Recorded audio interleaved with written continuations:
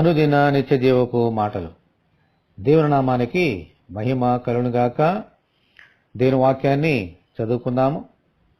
వారి ప్రాణమును మరణం నుండి తప్పించుటకును, కరువులో వారిని సజీవులుగా కాపాడుటకును యెహోవా దృష్టి ఆయనయందు భయభక్తులు గల వారి మీదను, ఆయన కృప కొరకు కనిపెట్టు వారి మీదను నిలుచుచున్నది.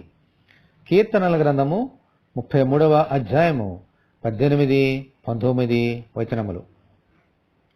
దేవుడు తన సేవకుడైన ఏలియా కెరీతు వాగు దగ్గర ఉన్నప్పుడు అతని పోషించుటకు కాకోలములను ఏర్పరిచి వాటి ద్వారా ఆహారమును అందించి అతని ఆకలిని తీర్చి పోషించారు.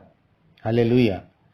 అదే ఏలియా కాలంలో 3.5 సంవత్సరములు కరువు వచ్చినప్పుడు సారెపతు గ్రామంలోని విధవరాలను, ఆమె కుటుంబమును ఏలియాను పోషించారు. హల్లెలూయా.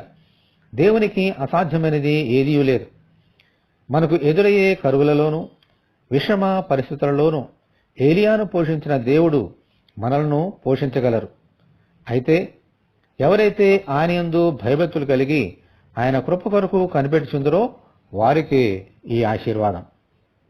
మనమైతే అనుదినము ఆయనయందు భయభక్తులు నిలిపి ఆయన కృప కొరకు కనిపెడదాం. ఇటువంటి గుణము కలుగజేయమని ప్రార్థనలో మనమందరము దేవుని వేడుకుందాము. ప్రభువా, మీకు వందనాలు తండ్రి.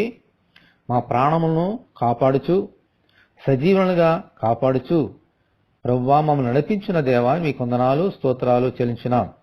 ఏలియాను విధవరాలను కాచిన దేవుడవు మమ్మల్ని కూడా కాయగలవు. ఎటువంటి పరిస్థితుల్లోనైనా, దీన పరిస్థితుల్లోనైనా, విషమ పరిస్థితుల్లోనైనా, కరువులోనైనా మీ యందు భయభక్తులు నిలిపి మీ యందు విశ్వాసం ఉంచడం ద్వారా మేము దీవెనలు పొందుకుంటామని నేర్చుకున్నాం. ఇటువంటి గుణము మా అందరికీ అనుగ్రహించమని, ఈ వాక్యం వింటున్నాని బిడ్డలందరినీ పోషించమని యేసు అతి పరిశుద్ధమైన నామములో ప్రార్థన చేయుచున్నాము తండ్రి. ఆమెన్. ప్రభు కృప మనకు తోడే ఉండి నడిపించునుగాక. ఆమెన్. పరిశుద్ధ దేవుని మందిరం.